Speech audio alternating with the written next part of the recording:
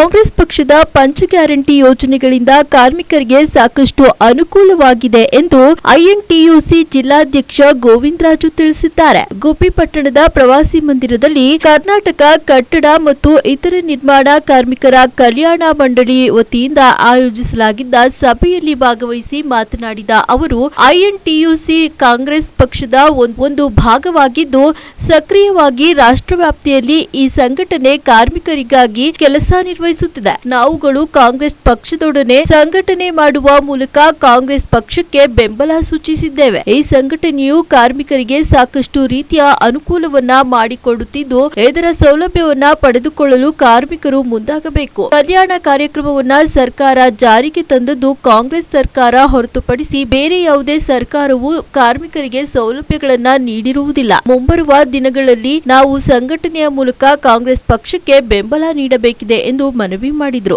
ಸಭೆಯಲ್ಲಿ ಐಎನ್ಟಿಯುಸಿ ತಾಲೂಕು ಅಧ್ಯಕ್ಷ ಬಿಕೆ ಸೋಮಶೇಖರ್, ಶ್ರೀಧರ್, ಸಿಡಿ ಕೃಷ್ಣಮೂರ್ತಿ, ಕಾಂಗ್ರೆಸ್ ನಗರಾಧ್ಯಕ್ಷ ವಾಸುಗೌಡ ಹಾಗೂ ಎಲ್ಲಾ ಕಾರ್ಮಿಕರು ಮುಖಂಡರು ಹಾಜರಿದ್ದರು. ಅಧ್ಯಕ್ಷರ ಒಂದು ಆದೇಶದ ಮೇರೆಗೆ ಕಾಂಗ್ರೆಸ್ ಪಕ್ಷದ ಒಂದು ಅಂಗಸಂಸ್ಥೆಯಾದಂಥ ಐಎನ್ಟಿಯುಸಿ ಜಿಲ್ಲಾಧ್ಯಕ್ಷರಾದಂಥ ಗೋವಿಂದರಾಜರವರ ನೇತೃತ್ವದಲ್ಲಿ ಮತ್ತು ಪ್ರಧಾನ ಕಾರ್ಯದರ್ಶಿಗಳಾದಂಥ ನಮ್ಮ ಪರಮೇಶ್ವರ್ ಅವರು, ಉಪಾಧ್ಯಕ್ಷರು, ಅಂದರೆ ಕಾರ್ಮಿಕ ಸಂಘಟನೆಯಿಂದ ಎಲ್ಲ ಇಲಾಖೆಗಳ ಕೃಷಿಯಿಂದ ಹಿಡಿದು ಕಟ್ಟಡ ಕಾರ್ಮಿಕರಿಂದ ಹಿಡಿದು ವೈರಿಂಗಿಂದ ಹಿಡಿದು ಪೇಂಟು, ಮೋಟಾರ್ ವೆಹಿಕಲ್ ಎಲ್ಲ ಕಾರ್ಮಿಕರು ಸಹ ನಮ್ಮ ಸರ್ಕಾರದ ಯೋಜನೆಗಳನ್ನು ಅವರಿಗೆ ತಲುಪಿಸಬೇಕು ಅನ್ನೋ ಒಂದು ಉದ್ದೇಶದಿಂದ ಒಂದು ಸಂಘಟನೆಯನ್ನು, ಪಕ್ಷದ ಸಂಘಟನೆ ಮತ್ತು ಕಾರ್ಮಿಕರ ಸಂಘಟನೆಯನ್ನು ಎರಡೂ ಸಂಘಟನೆ ಆಗಬೇಕು ಅನ್ನೋ ಒಂದು ಉದ್ದೇಶದಿಂದ ನಮ್ಮ ಗೋವಿಂದರಾಜು ಸರ್ ಅವರು ಒಂದು ಸಭೆಯನ್ನು ಕರೆದಿದ್ರು.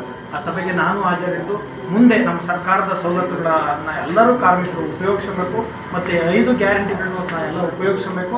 ನಮ್ಮ ಕಾಂಗ್ರೆಸ್ ಪಕ್ಷಕ್ಕೆ ಮುಂದಿನ ದಿವಸದಲ್ಲಿ ನೀವೆಲ್ಲ ಬೆನ್ನೆಲುಬಾಗಿ ನಿಂತ್ಕೊಬೇಕು ಅಂತೇಳಿ ಒಂದು ಸಭೆಯನ್ನು ಕರೆದಿದ್ದು ಎಲ್ಲ ಹೆಚ್ಚಿನ ಸಂಖ್ಯೆಯಲ್ಲಿ ಕಾರ್ಮಿಕರು ಆಗಮಿಸಿದರು.